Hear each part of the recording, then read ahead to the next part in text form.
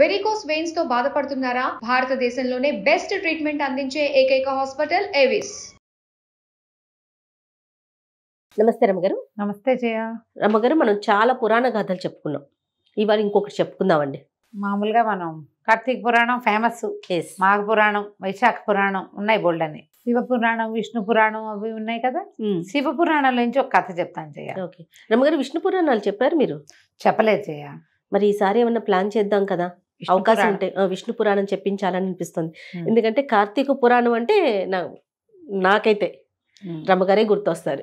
కార్తీక పురాణం రమ్మగారు, అట్లా విష్ణు పురాణం కూడా మనం అందించే ప్రయత్నం చేయొచ్చు కదా, అవకాశం ఉంటుందా? అంటే సరే, మనం ధనుర్మాసం వస్తుంది కదా మనకి. కార్తీకం అయ్యాక 15 రోజులు అటు ఇటుగా ఇంచుమించుగా 10-15 రోజులకి స్టార్ట్ అవుతుంది. మరి ధనుర్మాసంలో అందరూ పాసురాలు వింటారు కదా. అవునండి, పాసురాలు చెప్తారు. అవును, మనం పాసురాలు చెప్పకుండా విష్ణు పురాణం, విష్ణు గాథలే కదా పాసురం కూడా. పాసురాలన్నీ విష్ణువుని కొల్చేవే. అవును, ప్రయత్నం చేద్దాం తప్పకుండా. ఆ 30 రోజులు, ధనుర్మాసం 30 రోజులు విష్ణు పురాణం అందించే ప్రయత్నం చేద్దాం. అసలు అంతకన్నా, ఎందుకంటే కార్తీక మాసం అంతా 30, ప్రతి రోజుకి ఒకటి చొప్పున మనము కార్తీక పురాణాలు వింటున్నాం కదా. అవును, అలానే ధనుర్మాసంలో ప్రతిరోజు వచ్చేలాగా మాసం అంతా కూడా. ఒక సంవత్సరం భాగవతం చెప్పుకున్నాము. అవును, భాగవతం వేస్తూనే ఉంటారు మన వాళ్ళు. కుదిరితే మనం విష్ణు పురాణం మాత్రం ట్రై చేద్దాం రమ్మగారు. కాస్త మా కోసం ప్రయత్నం చేయండి, చూద్దాం. శివ పురాణం నుంచి ఒక కథ చెప్పుకుందాం, నారద గర్భభంగం. ఈ శివపురాణం అంతా మనకు ఎలా కనపడుతుందంటే, మార్కండేయ మహర్షి, మార్కండేయులు అంటే శివుడు, ఆయన్ని చిరంజీవిని చేశాడు. పరమేశ్వరుడే మార్కండేయ మహర్షిని చిరంజీవిని చేశాడు. ఆయన ఇప్పటికీ జీవించే ఉన్నారని చెప్తాం. అయితే ఈ మార్కండేయులు ఒకసారి పరమేశ్వరుడి దగ్గరికి వెళ్ళి, పరమేశ్వర నీ లీలలు తెలుసుకోవాలని ఉంది, శివలీలలు తెలియజేయమని అడిగారు. అడిగితే శివుడు అన్నట్ట, నందీశ్వరుడు బాగా చెప్తాడు, నువ్వు నందీశ్వరుడిని అడుగు, అతని దగ్గర నుంచి తెలుసుకోమన్నారు. మార్కండేయులు వెళ్ళి నందీశ్వరుల వారిని సేవించారు. సేవించి నాకు శివలీలలు చెప్పమంటే సరేనని మొత్తం శివపురాణం అంతా నందీశ్వరుడు సెలవిచ్చినట్టు మార్కండేయుడు వింటున్నట్టు ఉంటుంది. నందీశ్వరుడు సెలవు ఇవ్వగా మార్కండేయులు ఇలా విన్నారు అని సూత మహాముని శౌనకాది మునులకు చెప్పినట్టు కనపడుతుంది. కార్తీక పురాణం కూడా అంతే. మనకి భారతదేశము వినయ సంపన్నమైన దేశంగా ఉండటానికి ప్రధానమైన కారణం వినడమే చేయాలి. ఒకరి దగ్గర నుంచి మరొకరికి వింటాం. ఆ వినడం వల్లే మనకి పురాతనమైనవి కూడా శాస్త్రాలు పోకుండా వచ్చాయి, పురాణాలు పోకుండా వచ్చాయి. మనకంటే 5000 సంవత్సరాలు ముందు జరిగిన మహాభారత గాథలో చిన్న చిన్న చిన్న చిన్న ధర్మ సూక్ష్మాలు కూడా మనం మిస్ అవ్వల. ఎక్కడ వినడమే కదా రమ్మగారు, వినడం వల్లే. ఇదంతా ఒకళ్ళు రెండో వాళ్ళకి చెప్పడం వల్ల అది ఇంపార్టెంట్ కదా. మరి ఇప్పుడు కాలం ఏమొచ్చిందంటే వినడం మానేసాం మనం. ఎప్పుడైతే వినడం మానేసామో వినడానికి కావాల్సిన వినయం మన దగ్గర లోపించేసింది. ప్రతిదీ నేనే తెలుసుకోవటం, నాకే తెలుసు అనుకోవటం, అది వేరే కదా. నా అంతటి నేను తెలుసుకుంటాను అంతే తప్ప ఒకళ్ళు చెబితే తెలుసుకుందామనే ధోరణి తగ్గిపోయింది. విద్యా విధానంలోనూ పోయింది, జీవన విధానంలోనూ తగ్గిపోయింది. వినదలుచుకుంటే ఎవరు చెప్పాలో వాళ్ళ దగ్గర వింటాం మానేసి నాకు నచ్చిన వాళ్ళ దగ్గరే నేను వింటానంటాం మొదలుపెట్టారు. అది కూడా తప్పే. ఏదో ఒకటి వింటున్నారు కదా అంటాం కాదమ్మా, మన్నీ వింటున్నారు. నేను ఎందుకో దానికి పూర్తిగా సంతోషపడిన చేయ, నన్ను వింటున్నారని. వీళ్ళకి ప్రతి వాళ్ళకి ఎవరు చెప్పాలమ్మా? వాళ్ళ ఇంట్లో ప్రధానమైంది వీళ్ళు ఎక్కడ పుట్టారు, ఎక్కడ చదువుకున్నారు, ఎక్కడ పెరిగారు, అది కదా వినాలి. చెప్పు, నువ్వు ఒక నది పక్కన నిలబడి గంగానది గలగలలు వింటాననచ్చా? అది గంగానది పవిత్రమైంది, అద్భుతమైంది, నేను ఒప్పుకుంటా. ఇది విన్నాక కాదు అక్కడికి వెళ్ళేది. అంతే, ఇది వినకుండా అక్కడికి వెళ్తామంటే ఎట్లా చెప్పు? అవును, ఈ ప్రవచనకర్తలు అందరూ ఇప్పుడు పెద్దవాళ్ళు ఉన్నాయి. నన్ను ప్రవచనకర్తను అనకుండా నేను కథకురాలుగా ఉండటమే నాకు ఇష్టం. కానీ ఎంతమంది ఉన్నారు, వాళ్ళందరికీ అంత గొప్పతనం ఎలా వచ్చింది? వినేవాళ్ళ వల్లే. వినేవాళ్ళందరూ కూడా అసలు ఇది వినడం మానేసి గుడి గంటలనే వింటున్నారు. ఏమిటో అంత బాగా లేదు అనిపిస్తుంది నాకు. మంచిదే, ఇది కాదని కాదు, కానీ ఇంకా మంచిగా ఉండేదేమో అనిపిస్తుంది ఏమో. అయితే ఈ సూత మహాముని శౌనకాది మునులకి చెప్పారు. ఈ కథలో ఏం చెప్పబడింది? ఒక కథ, నారద గర్భభంగం. ఒకానొకప్పుడట నారద మహర్షి పరమేశ్వరుడి కోసం తపస్సు చేశాడట. ఆయన ఎందుకు చేస్తాడు, ఆయన విష్ణు భక్తుడు కదా అని ప్రశ్న వస్తుంది. విష్ణు భక్తుడైనా అసలు ఆయన శివభక్తుడుగా శ్వాసే ఉండవలసింది. నారాయణ కదా రమ్మగారు. అవును, ఇదంతా చూడండి, పరమేశ్వరుడి ఉచ్ఛ్వాస నిశ్వాసాలే నారాయణ మంత్రం. మంత్రం. కాబట్టి పరమేశ్వర అనుగ్రహం కోసం, పరమేశ్వరుని కూడా తెలుసుకోవటం కోసం నారద మహర్షి చాలా తపస్సు చేశారు. ఎంత తపస్సో చేస్తే ఈయనటి ఇంత తపస్సు చేసేస్తున్నాడు, ఇంతంత తపస్సు చేస్తే ఇంద్ర పదవి పోతుందని ఇంద్రుడు అప్సరావు గణాన్ని బోల్డంత మందిని పంపించాడు. ఆయన తపస్సు భంగం చేయడానికి శత విధాల ప్రయత్నం చేశారు. ఇలా జరిగిందంటే పురాణంలో ఉంది, చెప్పుకుంటున్నాం అంతే మనం. అయితే ఈ అప్సరావు గణం అంతా వచ్చింది. నాట్యాలు చేశారు, వయ్యారాలు చిలికిచ్చారు, ఒబ్బో ఏమిటో చాలా చేశారు. ఏం చేసినా నారద మహర్షి చెలించలేదు. ఇంద్రుడు పరిగెత్తుకుంటూ వెళ్ళి పరమేశ్వరుడి దగ్గరికి వెళ్ళాడు. అయ్యా, నారద మహర్షి చెల్లించలేదు, ఆయన తీవ్రమైన తపస్సు చేస్తున్నాడు, నా పదవికి భంగం వస్తుందని నాకు భయంగా ఉంది, ఏం చేయమంటావంటే ఆయన పరమేశ్వరుడు అన్నాడు, అయ్యా నువ్వు భయంగపెట్టద్దు, అతను ఇంద్ర పదవి కోసం చేయటల్లా నా అనుగ్రహం కోసమే చేస్తున్నాడు, నన్ను తెలుసుకోవడం కోసం. నన్ను తెలుసుకున్నాక తపస్సు విరమిస్తాడు, అతని కోరికలు ఏం లేవు, నేను కనపడ్డమే కోరిక, నువ్వు కంగారు పడదంటే ఇంద్రుడు విరమించుకున్నాడు. ఈ తపస్సు చేస్తున్న నారదుడికి వీళ్ళంతా వచ్చారు, వయ్యారాలు ఒలికిచ్చారు, నేను వీళ్ళకి లొంగలేదు అని తెలుసు. ఈ లోపల పరమేశ్వరుడు ప్రత్యక్షమే అయ్యాడు. అయ్యి ఆయన అనుగ్రహించాడు, జ్ఞానివిగా ఉండమని అనుగ్రహించాడు. జ్ఞానయ్యాడు, పరమేశ్వరుని ప్రత్యక్షం చేసుకున్నాడు. కానీ నారద మహామునికి ఏమనిపించింది, మాయ ఇది, ఏది శివమాయ. శివుడి కోసం తపస్సు చేస్తుంటే వీళ్ళంతా వచ్చారు అంటే శివమాయ, దానికి నేను లొంగలేదు అంటే నేను మాయని జయించాను. పరమేశ్వరుడితో చెప్పాడు, నేను మాయని జయించాను ప్రభు అన్నాడు.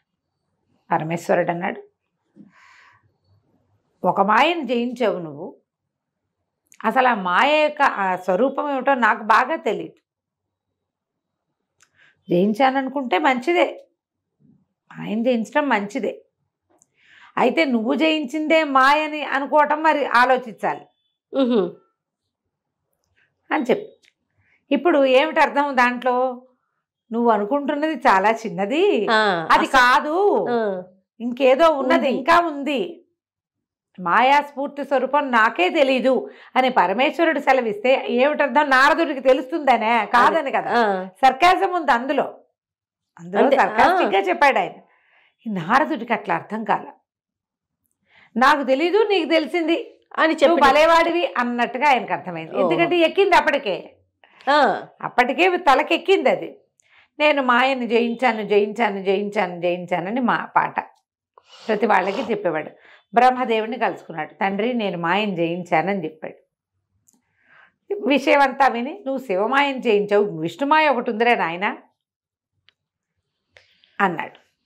అనేసరికి అక్కడికి వెళ్ళినప్పుడు, తండ్రి నేను విష్ణుని జయించాను, మాయని జయించాను అని చెప్పేసరికి విష్ణుమూర్తి అన్నాడు, శివమాయ అయినా విష్ణుమాయ అయినా బ్రహ్మదేవుడి మాయ అయినా త్రిమూర్తుల కంటే పరమమైనది ఇంకా గొప్పదైన మహామాయ ఒకటి ఉన్నది.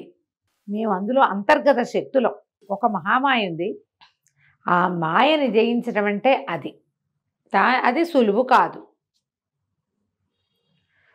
అని చెప్పారు.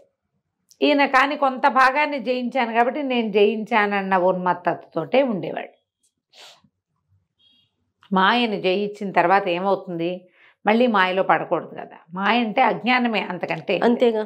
ఆ కాలంలో భూలోకంలో ఈయన ఏమన్నాడంటే, నువ్వు ఎక్కడైనా సంచరించేటప్పుడు జాగ్రత్తగా ఉండు, నువ్వు జయించేవు కొంత మటుకు, కానీ అంతా జయించినట్టు కాదు అంటే ఈయనకు నచ్చల ఆ మాట. నారదుడికి నచ్చలేదు. ఈయన ఇలాగే చెప్తాడు, పెద్దవాళ్ళు ఇలాగే ఉంటారు, అలా అనుకుంటాంగా మనం. పెద్దవాళ్ళ మాటలు, పెద్దల మాట సద్దన మూట అని అనిపించదు. పెద్దవాళ్ళు ఇంతే చాదస్తులు, అలాగే అనిపిస్తుంది. ఆ కాలంలో భూలోకంలో కళ్యాణపురం అని ఒక పట్టణం ఉండేది, నగరం. ఆ నగరాన్ని వెళ్ళే రాజుకి మహాద్భుత సౌందర్యవతి అయిన ఒక కూతురు ఉంది. ఆవిడ పేరు రమాదేవి. అయితే ఈయన భూలోకానికి వెళ్ళినప్పుడు ఆ నగరానికి వెళ్ళాడు నారదుడు. వెళ్తే వాళ్ళు బాగా ఈయన్ని పూజించి పోషించి తమ దగ్గర ఉంచుకుని అందరూ వచ్చి నమస్కారాలు చేస్తే ఈయనకి అమ్మాయి నచ్చింది. ఈయనకి ఏమనిపించింది, వివాహం చేసుకోవాలని భావించాడు. భావిస్తే ఏదో చిన్నగా హింట్గా అన్నాడు. అనేసరికి ఆ పిల్ల తండ్రి, ఆ రమాదేవి తండ్రి ఏం చెప్పాడంటే, మా అమ్మాయి విష్ణువుని తప్పిస్తే ఇంకొకరిని వివాహం చేసుకోని ఉంటుంది, విష్ణువునే వివాహం చేసుకుంటుంది అనేసరికి ఈయన బాగా ఆలోచించుకుని విష్ణువు దగ్గరికి వెళ్ళాడు. నారాయణ, నాకు ఇప్పటిదాకా వివాహం సంకల్పం కలగలేదు. ఈ భూలోకంలో కళ్యాణపురం అనే నగరం ఉంది. ఆ పాలకుడికి అద్భుతమైన సౌందర్యవతి అయిన కూతురుంది. ఆ పిల్ల పేరు రమాదేవి. ఆవిడని వివాహం చేసుకోవాలని నాకు అనిపించింది. నీలాంటి స్వరూపాన్ని ఇవ్వు, నాకు హరిలాంటి రూపాన్ని ఇవ్వు, హరి రూపము కావలెను అని అడిగాడు. అడిగితే ఆయన తథాస్తు, అలాగే ఇచ్చేసాడు, వెళ్ళి చేసుకో వివాహం అని. సరేననుకున్నాడు. వీళ్ళు ఏం చేశారు, అష్టదిక్పాలకుల్ని, బ్రహ్మాది దేవతల్ని అందరినీ స్వయంవరానికి పిలిచారు భూలోకంలో. ఈయనకి నవ్వొచ్చింది నారదుడికి. విష్ణువు హరిరూపం, అమ్మాయి విష్ణువుని వరిస్తాడు, ఎందుకు పిలవడం వీళ్ళందరినీ? విష్ణు స్వరూపంలో ఉన్నవాడిని పిలిస్తే సరిపోతుంది కదా, నేనే కదా అనుకున్నాడు. ఆయన అద్దంలో చూసుకుంటే ఆయనకి విష్ణు స్వరూపం తనదిగా కనపడింది. పైగా చెప్పాడు కదా హరిరూపం, హరిస్వరూపం. సరే, పెద్దగా ఏర్పాట్లు చేశారు. మన స్వయంవరం ఏర్పాట్లలో మొత్తం అందరూ కూర్చున్నారు. నారదుడు వెళ్ళి కూర్చున్నాడు. ఆయన చక్కగా విష్ణువులాగా పీతాంబరాలు కట్టుకుని, మరి మకర కుండలాలు అవి ధరించి, విష్ణుమూర్తి హరి ఎలాంటి వాటిని ధరిస్తాడు, చక్కగా మెడలో చక్కటి పద్మమాల అలంకృతుడుగా ఉండి, పచ్చని బట్టతోటి కిరీట ధారణ అది చేసి తను కూడా వెళ్ళి లైన్లో కూర్చున్నాడు. ఈయన మొహం చూసిన వాళ్ళంతా నవ్వుతున్నారు. అర్థం కాదు, ఆయన ఉన్మత్తంగా ఉన్నాడు. అమ్మాయి వచ్చి తన మెడలో దండేస్తుంది, విష్ణు రూపధారిని పెళ్లి చేసుకోక ఏం చేస్తుంది? రమాదేవి వచ్చింది, అందరినీ చూసుకుంటూ వెళ్తుంది. అందరూ ఎవరు తమను పెళ్లి చేసుకుంటుందని వాళ్ళు ఎవరో ఎక్స్పెక్ట్ చేయట్లే, వాళ్ళకి తెలుసు. మర్యాదకు జరుగుతోంది అంతే. అమ్మాయి చూస్తున్నారు. ఈ అమ్మాయి నారదుడి దగ్గరికి వచ్చింది. వచ్చేసరికి నారదుడు అనుకున్నాడు, వేస్తుంది దండ అనుకుంటే, ఆవిడ ముసిముసి నవ్వులు నవ్వింది. వెనకాలన చిరకతలు కిసుకుమని నవ్వారు. అర్థం కాలేదు, ఏమిటి? ముందుకెళ్ళేసరికల్లా చక్కగా శంఖచక్రాలు ధరించి గదాపద్మ విభూషితుడిగా ఉన్నటువంటి నారాయణమూర్తి మెడలో దండేసింది. ఓహో, ప్రసభికులంతా ఓహో అన్నారు. మరి శ్రీమన్నారాయణని వరించిందంటే సాక్షాత్ లక్ష్మి, అంతే, పేరు కూడా రమాదేవి. అందరూ సంతోషించారు. నారదుడికి పిచ్చి కోపం వచ్చేసింది. పెళ్లి వేడుకలు మొదలైపోయినాయి, వివాహం అయిపోయింది. ఆయన ఆవిడని తీసుకుని వెళ్ళిపోయేసరికి వాళ్ళ వెనకాలే వెళ్ళేసరికి విష్ణువుని తోలునాడేశాడు. తోలునాడి, ఇట్లా అంటావా, ఇలా చేసావా, నువ్వు నన్ను పెళ్లి చేసుకోవాల్సింది పోయి నిన్ను చేసుకుంది, నేను నీలాగానే ఉన్నాను కదా అంటే, ఈయన ఒక అద్దం తెప్పించి చూపించాడు. నారదుడు పద్మమాలాలంకృతుడుగా ఉన్నాడు, పీతాంబరధారిగా ఉన్నాడు, మకర కుండలాదులు శంఖచక్రాదులు ధరించాడు. మొహం కోతి మొహం. హరి అంటే కోతి. హరికి వేరే అర్థాలు ఉన్నాయి. నువ్వేమో అడిగావు, హరిముఖం కావాలని అడిగావు. విష్ణుమాయ అది, జయింపరానిది అది. నారదుడు చాలా సిగ్గుపడిపోయాడు. అందుకే వాళ్ళందరూ నవ్వారు. వాళ్ళందరూ ఎందుకు నవ్వారు, ఆవిడ ఎందుకు నవ్విందో, తను ఎంత అజ్ఞానంలో అర్థం చూసుకునేసరికి ఆయనకి ఆ కోతి మొహంలో తనకి జ్ఞాన శూన్యత కనపడింది. భగవంతుడి గురించి నాకు తెలుసు అనుకోవటం ఏమిటి, శివమాయను జయించటం ఏమిటి, నేను విష్ణుమాయను జయించటం ఏమిటి? విష్ణువుని వరించింది విష్ణు రూపాన్ని కాదు వరించింది, విష్ణు తత్వాన్ని వరిస్తారు. ఇప్పుడు మన శంఖచక్రధారిగా ఉన్న భగవంతుడి స్వరూపం చూస్తే ఆ స్వరూప ప్రేమ కాదు, స్వభావ ప్రేమ. అది విష్ణు తత్వం మీద ప్రేమ. ప్రపంచాన్ని వ్యాపకశీలుడైనటువంటి విష్ణువు ప్రపంచమంతా నిండి ఉన్న భగవంతుడి మీద ప్రేమ. పుట్టిగా శంఖచక్రాలు ధరించిన స్వరూపం మీద కాదు కదా. అవును, స్వరూపం కావాలనుకోవటం ఎంత పొరపాటు. పరిపరి విధాల భగవంతుడి కాళ్ళ మీద పడి వేడుకున్నాడు, నా జ్ఞానాన్ని మన్నించు, సాక్షాత్ లక్ష్మి స్వరూపాన్ని వివాహం చేసుకోవాలనుకోవటం ఏమిటి? ఇదే అజ్ఞానాన్ని మనం రావణాసురుడి దగ్గర కూడా చూస్తాం. అవును, మాయ కమ్మిన వాడు చేసే పని అది. మాయే, అంతకంటే ఏమిటి? విష్ణు మాయ జయింపరానిది మాయ, ఎవ్వరి వల్ల కాదు, అందులో నుంచి బయటపడలేం. మన్నట్లా వ్యామోహింప చేసేస్తుంది. అప్పుడు మళ్ళీ నారదుడు తన గర్వం భంగమై నేను చేసిన తపస్సు వల్ల నాకు మాయం జయించే శక్తి వచ్చిందని నమ్మకంతో ఈ ప్రవర్తన చేశాడు. జయింపరానిది. అయితే విష్ణువుని ఆయన శపించాడు. నువ్వు కూడా నాలాగే భార్యకి దూరం అయ్యి, ఇప్పుడు అమ్మాయి పెళ్లి చేసుకుందాం అనుకున్నా, అది దూరం అయిపోయాను కదా, భార్యకు దూరం అయ్యి కోతుల సహాయంతో పెళ్ళాన్ని దక్కించుకుంటావు, నాకు కోతి మొహాన్ని చేసావు కాబట్టి. ఓహో, అందుకనే రామ. అందుకనే అయితే ఇప్పుడు విష్ణువు ఏం చెప్పాడంటే, ఆయన నవ్వుతూ, చూసావా నువ్వు మాయలో ఎలా పడ్డావు, పర్వాలా నేను ఎట్లాగూ దశావతారాలు ఎత్తితే రామావతారంలో ఇదే జరుగుతుంది. వానర సహాయమే కదా. నువ్వు నన్ను శపించినా కూడా నేను నీకు వరం ఇస్తాను. నువ్వు కోపి ధూర్తుడివైనా కలహభోజనుడు అని పేరుతోటి త్రిలోక సంచారము చేసి లోకక్షేమం కోసం నువ్వు ప్రవర్తించేటట్టుగా నీకు వరం ఇస్తున్నాను నేను. మాయని జయించడం కష్టం. భగవంతుడు కూడా మాయలో పడతాడు అంతే. అప్పుడప్పుడు భగవన్మాయా అయినా కూడా మానవులేమిటి, మానవుల ఇది భగవన్మాయా తిరోహితంగా ఉంటుంది. మనకేముంటుంది, మన ప్రకాశం, మన తెలివితేటలు ఏం లేవు. మనమంతా ఆ మాయలో పడే తిరుగుతూ ఉంటాం. అంతా నాది నాది, నేను నేను నేను అనుకుంటాం. ఎప్పుడు ఆయన లేచక్క వెళ్ళిపోతాడు మనలో ఇంచి, ఏమవుతాం మనం? ఎవరికి పనికి రాకుండా బట్టలో కలిసిపోతాం. అంతే కదా. ఆయన ఉంటేనే కదా. అది తెలుసుకున్నాడు నారదుడు. ఆయన ఒక శాపం వల్లే ఈ రామాయణ గాథ నడిచిందని శివపురాణంలో ఇలాంటి ఒక కథాంశంతో చెప్పబడింది.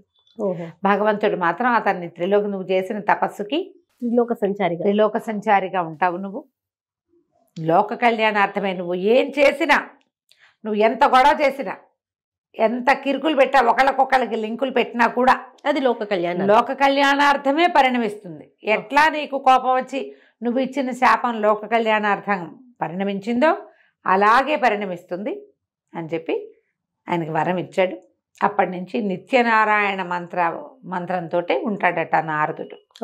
కథ కంచికి మనం ఇంటికి. అద్భుతమైన స్టోరీ. నమస్తే. నమస్తే.